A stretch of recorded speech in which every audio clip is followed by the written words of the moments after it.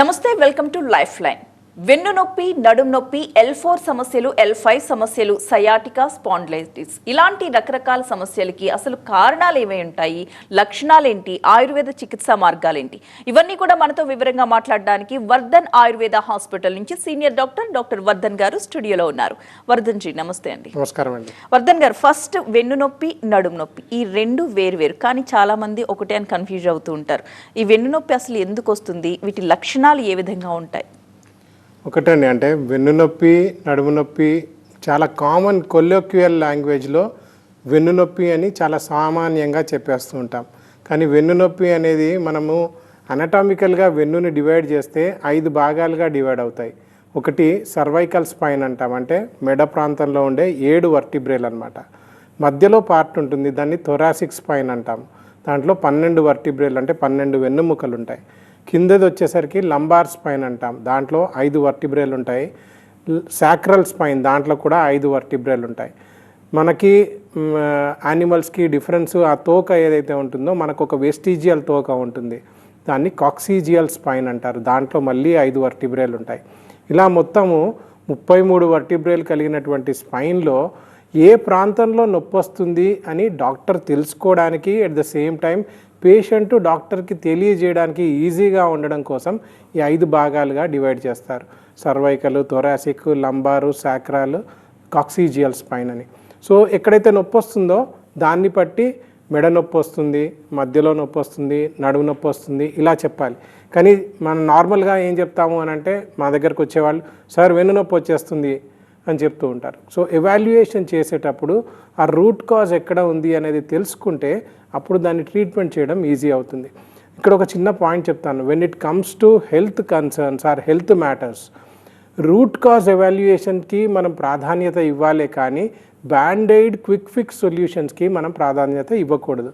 ఇక్కడ banded quick fix solutions అంటే ఏంటి అంటే, మనకు నొప్పి వచ్చింది కదా అని చెప్పి పెయిన్ కిల్లర్ వేసుకోవడము, లేదా అనస్థెటిక్ డ్రగ్స్ వేసుకోవడము, లేదా టెంపరీగా స్టిరాయిడల్ షాట్స్ తీసుకోవడము, లేదా సర్జరీలకి పరిగెత్తుకుంటూ వెళ్ళడము, ఇవన్నీ banded solutions or quick fix solutions అంటాం. అంటే అప్పటి వరకు టెంపరీగా మీకు యాక్సెసిబుల్ ఉంటాయి, ఈజీగా మీకు తగ్గినట్టుగా కనబడతాయి. కానీ రూట్ కాజ్ ఎవాల్యుయేషన్కి వెళ్తే, అంటే వాతం ఏదైతే ఉందో, నొప్పికి మూల కారణమైనటువంటి వాతం ఏదైతే ఉందో ఆ వాతం తగ్గించుకునేటువంటి ఉపాయాలు, ఉపచారాలు అన్నీ చేస్తే అప్పుడు దాన్ని ఎవాల్యుయేషన్ అనేది కరెక్ట్గా జరుగుతుంది. మళ్ళీ వెన్నునొప్పి మనల్ని బాధించకుండా మూల కారణం నుంచి తీసివేసేటువంటి ప్రయత్నం కూడా చేయొచ్చు. 7 స్ట్రాటజీస్ ఉంటాయి ఆయుర్వేదంలో, అవి పాటిస్తే ఈ వెన్నునొప్పిని పూర్తిగా తగ్గించుకునేటువంటి ఛాన్సెస్ ఉంటాయి. ముందు చెప్తాను. అయితే వెన్ను నొప్పికి, నడుము నొప్పికి అసలు దారి తీసే పరిస్థితులు ఏంటి, ఎవరికి ఎక్కువగా ఈ బారిన పడే అవకాశం ఉంటుంది, లక్షణాలు ఏ విధంగా ఉంటాయి? ఒకటండి, అంటే వెన్ను నొప్పిని మనము ఇన్సిడెన్స్ అంటాం. అంటే మూల కారణాలు కనుక తీసుకొని ఎంతమందికి వస్తుంది అని స్టాటిస్టిక్స్ కనుక తీసుకుంటే, స్టాటిస్టిక్స్ ప్రకారం 10 మందిలో 10 మందికి వెన్నునొప్పి వచ్చేటువంటి ఛాన్స్ ఉంది.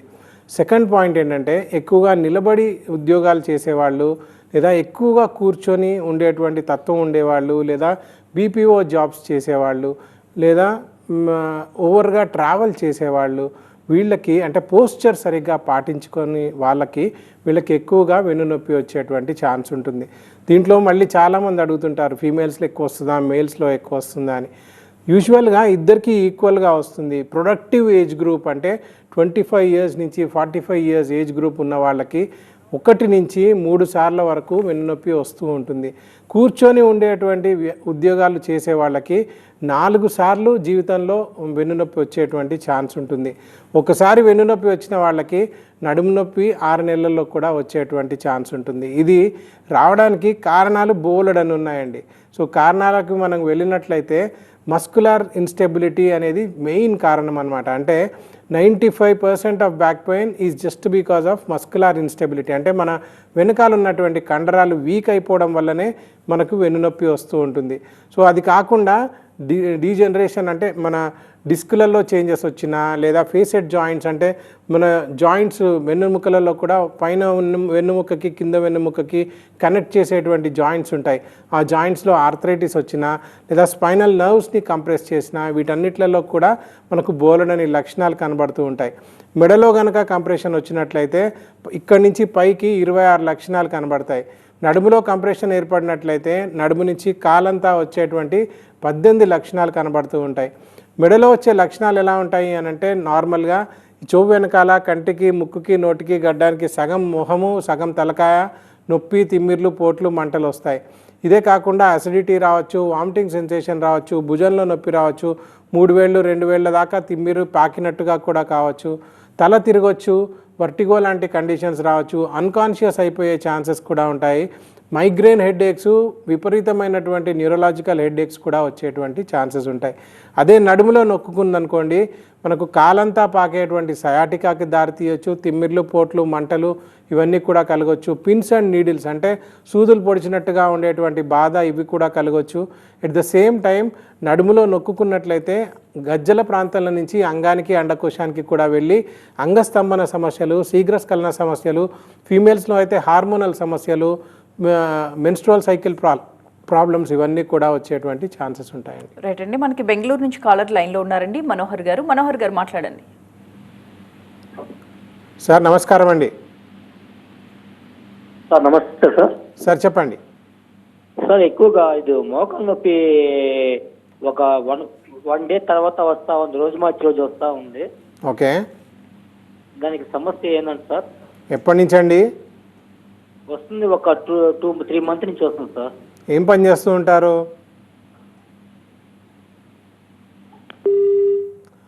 ఓకే, ఏ ప్రాబ్లంకైనా కానీ సొల్యూషన్స్ ఎలా ఉంటాయంటే మూల కారణాన్ని ఫస్ట్ కనుక్కునే సొల్యూషన్ ఉంటుందండి.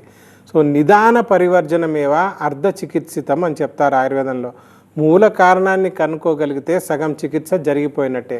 అలా మీరు చెప్పినటువంటి మోకాలు నొప్పి రోజు మార్చి రోజు వస్తుంది అని అంటే మీ ఆహారపు అలవాట్లు మార్చుకోవాలా, లేకపోతే మీ నిలబడే తత్వం, కూర్చునే తత్వం వీటిలలో ఏమైనా తేడా ఉందా, లేకపోతే మీకు న్యూట్రిషనల్ ఆస్పెక్ట్లో డెఫిషియన్సీ ఉందా, ఇవన్నీ కూడా ఎవాల్యుయేట్ చేయాల్సినటువంటి అంశాలు.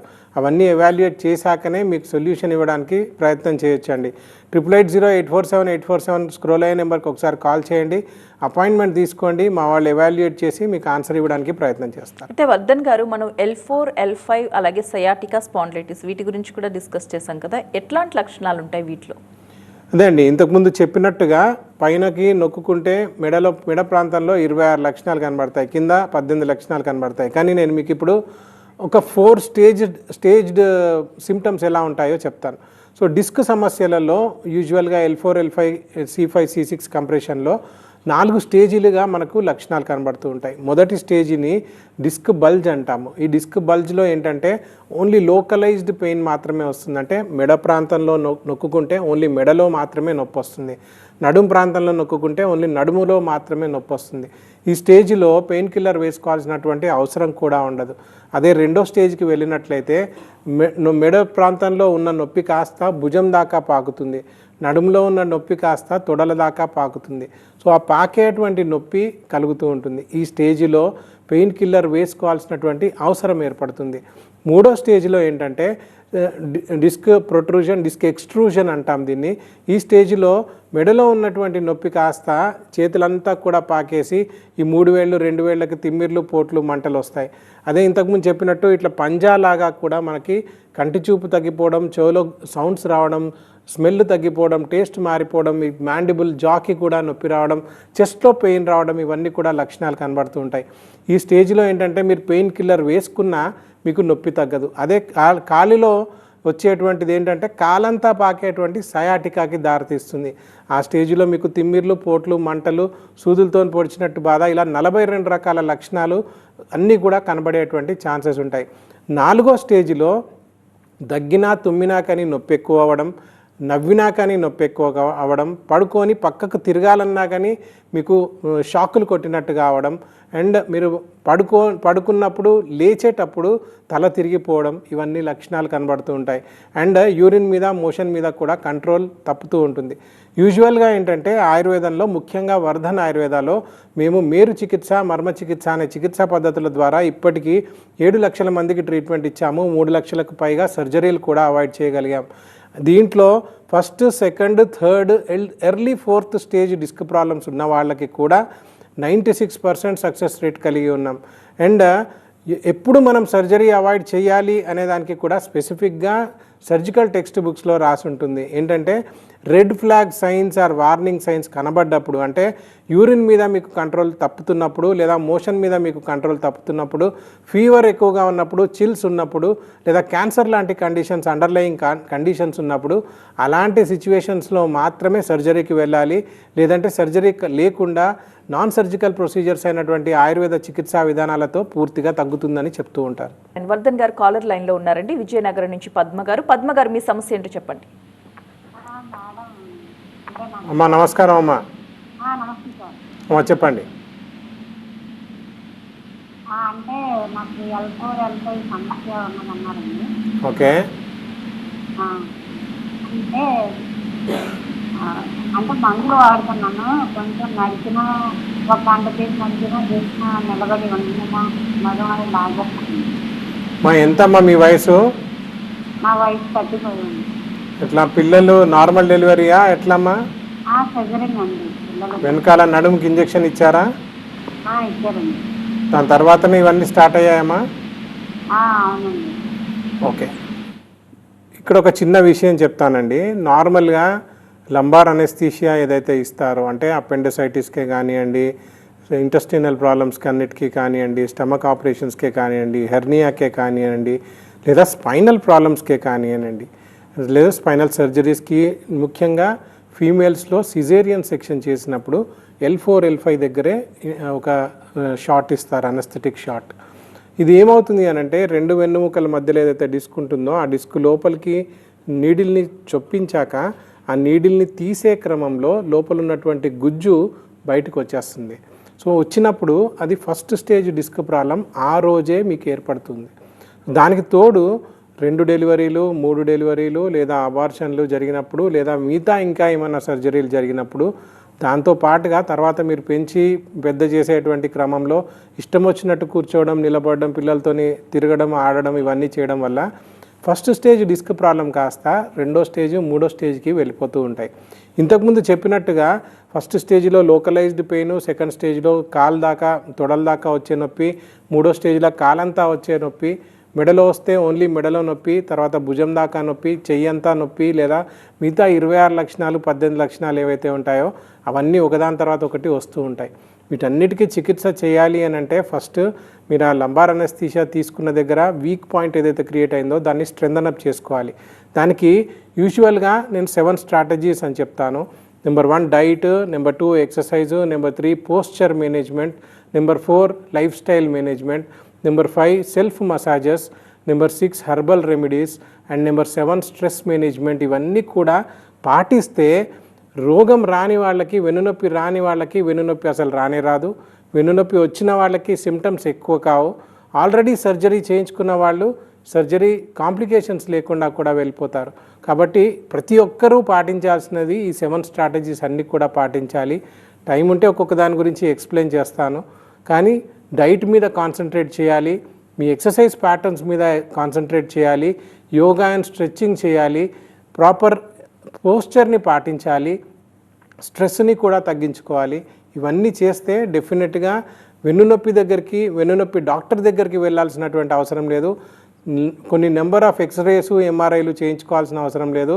లక్షలు ఖర్చు పెట్టి సర్జరీలకు వెళ్ళి కాంప్లికేషన్స్ కూడా తెచ్చుకోవాల్సినటువంటి అవసరం అంతకన్నా లేదు. రైట్ అండి, కాలర్ లైన్లో ఉన్నారండి, శ్రీకాకుళం నుంచి రాంబాబు గారు. రాంబాబు గారు మాట్లాడండి. మేడం డాక్టర్ గారితో మాట్లాడాలి. సార్ నమస్కారం అండి, చెప్పండి. నమస్కారం సార్. నా వయసు 58 సంవత్సరాలు. ఓకే. నేను రీసెంట్ గా మైక్రో సర్జరీ L4, L5 చేయించుకున్నాను. రీసెంట్ అంటే 1 year బ్యాక్ సార్. ఓకే. అయితే చేయించుకున్నాను. పర్వాలేదు అనిపిస్తుంది కానీ నెక్స్ట్ ఏంటంటే ఫర్దర్ కంప్లైంట్ ఏంటంటే సార్, నాకు కాలంతా తిమ్మురులు ఎక్కిపోతున్నాయి సార్ 2 పాదాలు కూడా. ఓకే, ఇంతకుముందు ఏం సిమ్టమ్స్ ఉండే, ఇప్పుడు ఏం సిమ్టమ్స్ కనబడుతున్నాయి? ఇంతకు ముందు అయితే నేను నడవలేకపోయేవాడిని, అంటే ఒక 5 మినిట్స్ నడుస్తూ 5 మినిట్స్ కూర్చునేవాడిని. ఇప్పుడు ఆ ప్రాబ్లం తగ్గింది, కానీ ఇప్పుడు ఆ ప్రాబ్లం నేను 1 అవర్ వరకు ఈజీగా నడిచగలుగుతున్నాను. ఓకే, కానీ కాళ్ళు మాత్రం తిమ్మురులు ఎక్కుతున్నాయండి. అది ఒక్కొక్కసారి కాళ్ళు ఒక్కొక్కసారి కింద ఏమవుతుందో ఒక్కొక్కసారి తెలియట్లేదు. ఒకటండి, ఇక్కడ ఏమవుతుంది అని అంటే మీకు ఒక్కసారి ఏం జరుగుతుంది ఎక్స్ప్లెయిన్ చేస్తాను. L3, L4, L5 నుంచి 3 నరాలు వస్తాయండి. ఈ 3 నరాలు కలిసి ఒక పెద్ద నరం ఏర్పడుతుంది. అన్నీ కలిసి ఫ్యూజ్ అయిపోయి ఒక పెద్ద నరం ఏర్పడుతుంది. దీన్ని సయాటిక్ నర్వ్ అంటారు. సపోజ్ మీకు L4, L5 మధ్యలో డిస్క్ని కట్ చేశారు, డిస్కెక్టమీ చేశారు, మైక్రో డిస్కెక్టమీ చేశారు. ఏమవుతుందంటే ఇక్కడి నుంచి వచ్చే ఎగ్జిటింగ్ నర్వ్ రూట్ మీద ప్రెషర్ తగ్గుతుంది. కానీ ఈ సర్జరీ చేయడం వల్ల దాని పైనున్న వెన్నుముకలో కిందున్న వెన్నుముకలో అంటే L3, L4లో, L5, S1లో మళ్ళీ సేమ్ స్పాండిలైటిస్ వచ్చేటువంటి ఛాన్స్ ఉంటుంది. అప్పుడు కూడా ఈ మూడిట్లో ఏది నొక్కుకున్నా మళ్ళీ ఆ ఒక్క నరం ఏదైతే పెద్ద నరం ఉందో ఆ పెద్ద నరం మీద ప్రెషర్ పడుతుంది. లక్షణాలు అంటారా, కొందరికి నొప్పి మెయిన్ లక్షణం కావచ్చు, కొందరికి తిమ్మిర్లు రావచ్చు, పోట్లు రావచ్చు, మంటలు రావచ్చు, సూదులతో పొడిచినట్టు బాధ రావచ్చు, చీమలు పాకుతున్నట్టు బాధ రావచ్చు. ఇలా 42 రకాల లక్షణాలు ఉన్నాయి. దాంట్లో వెన్ను నొప్పే రావాలని రూల్ లేదండి, ఏ లక్షణమైనా కనబడవచ్చు. కాకపోతే మీకు ఇప్పుడు కనబడేదంతా కూడా సర్జరీ కాంప్లికేషన్స్ లాగా కనబడుతున్నాయి. యూజువల్గా జరిగేది పైనున్న వెన్నుముకలో కిందున్న వెన్నుముకలో స్పాండిలైటిస్ అనేది వచ్చి సేమ్ లక్షణాలు కూడా కనబడేటువంటి ఛాన్సెస్ ఉంటాయి. ఒకసారి స్క్రోల్ అయ్యే నెంబర్కి కాల్ చేయండి, 880847 కాల్ చేయండి, లేదా www.vardhanayurveda.comని ఒకసారి విజిట్ చేయండి. బుక్ అండ్ అపాయింట్మెంట్ అని ఉంటుంది. అపాయింట్మెంట్ బుక్ చేసుకొని ఒకసారి మీ రిపోర్ట్స్ అన్నీ పంపించి మీరు కూడా మాట్లాడితే డెఫినెట్గా సొల్యూషన్ ఇవ్వడానికి ప్రయత్నం చేస్తామండి. రైట్ అండి. నెక్స్ట్ కాలర్ హైదరాబాద్ నుంచి గిరిధర్ గారు లైన్లో ఉన్నారు. గిరిధర్ గారు నమస్తే డాక్టర్ గారు. సార్ నమస్కారం అండి. నాకు స్పాండిలైటిస్ ఉందండి. ముందు బెండ్ చేస్తే హెడేక్ వస్తుంది అన్నమాట, బ్రెయిన్ కి హెడేక్ కొడుతుంది ఉంటుంది అనమాట. ఎంత వయసు? అయితే నేను 49 అండి. ఓకే. అయితే నేను పోస్చర్ కరెక్షన్ సిస్టమ్ లో ఎక్కువ కూర్చుంటా కాబట్టి ఆ పోస్చర్ కరెక్షన్ స్ట్రైట్ కూర్చోవడం, కాలు పైన పెట్టుకోవడం, స్ట్రెచ్ చేసుకొని పనిచేయడం అవన్నీ చేసేదాన్ని అనమాట. ఓకే. అయినా ఇప్పుడు నాకు ఎవ్రీ 2-3 డేస్ ఆ పిల్లో కూడా చాలా చిన్న సన్నది వేసుకున్నాను, అన్ని చేశాను. స్టిల్ నాకు మా అబ్బాయిని ఎత్తుకుంటూ ఉంటా అప్పుడప్పుడు, అప్పుడు ఎక్కువ అయిందనమాట ఈ మధ్య నాకు మా అబ్బాయి పుట్టిన తర్వాత. సో అది ప్రాబ్లం. సార్ ఒక చిన్న విషయం చెప్తాను. ముళ్ళు గుచ్చుకుపోయింది, ముళ్ళు తీయాలా లేకపోతే పైన మలాంలు రాసుకోవాలా, దాని పైనుంచి నొప్పి తగ్గించుకునేటువంటి మాత్రలు వేసుకోవాలా? ఇప్పుడు మీరు చేసేది కూడా అదే. లోపల మూల కారణాన్ని తీయకుండా నేను ఇప్పుడు చెప్పిన 7 స్ట్రాటజీస్ అన్నీ కూడా పాటిస్తే, డైట్ మార్చుకున్నా, మీ పోస్చర్ మార్చుకున్నా, మీ ఎక్సర్సైజ్ ప్యాటర్న్స్ మార్చుకున్నా, మూల కారణంలో ఏమైతే స్పైనల్ టెన్షన్ పెరిగి ఉంటుందో, ఏదైతే మీకు వాతం పెరుగుంటుందో ఆ వాతాన్ని కంట్రోల్ చేసుకునేటువంటి ప్రయత్నం చేయాలి. అది చేస్తూ మీరు స్ట్రాటజీస్ అన్నీ పాటించారు, then you are a healthy person. So మూల కారణాన్ని తీసేయాలి అని అంటే మాత్రం ఒకసారి స్క్రోల్ అయ్యే నెంబర్కి కాల్ చేసి రావాల్సి ఉంటుంది. అండ్ ఇక్కడికి ఒక చిన్న పాయింట్ చెప్తాను. For every 5 degrees bend of your spine, అంటే నెక్ని ప్రతి 5 degrees బెండ్ చేసినా కొద్దీ 5 kgs వెయిట్ ఎక్స్ట్రా మీ నెక్ మీద పడుతుంది. సపోజ్ 25 degrees బెండ్ చేశారు, మీరు టెక్స్టింగ్ చేస్తున్నారు లేదా మీ కంప్యూటర్ మీద ఆపరేట్ చేస్తున్నారు, 25 kilos ఆఫ్ ఎక్స్ట్రా వెయిట్ మీ మెడ మీద పడుతుంది. ఊహించుకోండి, 10 గంటలు రోజు కూర్చొని అదే పని చేశారు, 10 రోజులు చేశారు, 95,000 కన్నా ఎక్కువ వెయిట్, కేజీస్ కన్నా ఎక్కువ వెయిట్ పడుతుంది. అది పడ్డప్పుడు మీ డిస్క్ రప్చర్ కావాల్సిందే. ఆ రప్చర్ అయినటువంటి disc bulge, disc protrusion, extrusion, sequestral disc 4 స్టేజీల వారీగా వెళ్ళాల్సిందే. ఆ 4 స్టేజీలకు వచ్చే లక్షణాలన్నీ కూడా రావాల్సిందే. అవన్నీ రాకుండా ఫస్ట్ మూల కారణం స్పైనల్ టెన్షన్ని తగ్గించుకోవాలి, వాతాన్ని తగ్గించుకోవాలి. వాతాన్ని ఎవరు తగ్గించుకోవాలి అని అంటే మీ శరీరం మీది కాబట్టి దాన్ని తగ్గించుకోవాలి, దాన్ని మేనేజ్ చేసుకునేటువంటి ప్రయత్నం చేయాలి. సో ఒకసారి స్క్రోల్ అయిన నెంబర్కి కాల్ చేయండి, అపాయింట్మెంట్ తీసుకోండి, డెఫినెట్గా సొల్యూషన్ ఇవ్వడానికి ప్రయత్నం చేద్దాం సార్. వర్ధన్ గారు, స్పైనల్ ప్రాబ్లమ్స్ కాకుండా ఇంకా ఏ వ్యాధులు ట్రీట్ చేస్తారు? అలాగే ఆయుర్వేదంలో సర్జరీ అనేది ఏ రకంగా జరుగుతుంది? సర్జరీ చెయ్యరు కానీ వ్యాధిని మాత్రం పూర్తిగా తగ్గిస్తామని చెప్తున్నారు కదా. సర్జరీ ఆయుర్వేదంలో జరగదండి, సర్జరీ లేకుండా చికిత్సలు జరుగుతాయి. So no pain killers, no surgery and no side effects అనేది మా స్లోగన్ అండి. సో దీంట్లో ముఖ్యంగా మేము సూపర్ స్పెషాలిటీ స్పైనల్ కేర్ చేస్తాము. అది కూడా మేరు చికిత్స, మర్మ చికిత్స అనే చికిత్సా పద్ధతుల ద్వారా చేస్తాము. ఇంటర్నల్ మెడిసిన్స్, ఇప్పుడు చెప్పిన డైటు, లైఫ్ స్టైల్ ఇవన్నీ కూడా మార్చేసేటువంటి తత్వాన్ని పేషెంట్స్కి ఎడ్యుకేట్ చేస్తాము. ఇదే కాకుండా మల్టీ స్పెషాలిటీ ట్రీట్మెంట్స్లో skin care, arthritis care, sexual care, infertility, gastro and liver care, cancer treatments ఇవన్నీ కూడా చేస్తాము. And at the same time rejuvenation procedures, వాళ్ళు డైలీ లివింగ్ని ఎలా కాపాడుకోవాలి, అభ్యంగం అంటే మసాజెస్ పాత్ర ఏంటి అనేది కూడా ఎక్స్ప్లెయిన్ చేసి massages, rejuvenation therapies, beauty therapies కూడా మా దగ్గర చేస్తూ ఉంటామండి. రైట్. వర్ధన్ హాస్పిటల్ని పేషెంట్స్ ఎందుకు ట్రస్ట్ చేయాలి? ఎందుకంటే చాలా ఆయుర్వేద హాస్పిటల్స్ ఉన్నాయి, వర్ధన్ హాస్పిటల్కి ఎందుకు రావాలి? ఒకటండి, అంటే ఆయుర్వేదం అనగానే కాంప్రిహెన్సివ్ ట్రీట్మెంట్ చేసేవాళ్ళు చాలామంది ఉన్నారండి. But super speciality spine treatment చేసేది ఒక వర్ధన్ ఆయుర్వేద హాస్పిటల్ మాత్రమే. మా క్రెడెన్షియల్స్ ఏంటంటే ఇప్పటికీ 7 లక్షల మంది బ్యాక్ పెయిన్ పేషెంట్స్కి ట్రీట్ చేశాము, 3 లక్షలకు పైగా సర్జరీస్ అవాయిడ్ చేశాము. ఈ సంవత్సరం జూలై వస్తే 25 years of establishment and experience and expertise. 10+ doctors ఉన్నారు, 100+ థెరపిస్ట్ ఉన్నారు. And we are there in 5 locations in AP and Telangana. హైదరాబాద్లో నారాయణగూడ, తార్నాక, బంజారాహిల్స్లో మా బ్రాంచెస్ ఉన్నాయి. ఆంధ్రాలో విజయవాడ, కర్నూలులో బ్రాంచెస్ ఉన్నాయి. ఆన్లైన్ కన్సల్టేషన్స్ కూడా ఉన్నాయి. సో ఇవే కాకుండా no surgery, no pain killer and no side effects అనేది మా సిద్ధాంతం. రైట్ అండి, thank you so much Vardhan గారు. ఇది వాళ్ళ life line. Next news updates continue అవుతాయి, చూస్తూనే ఉండండి TV9.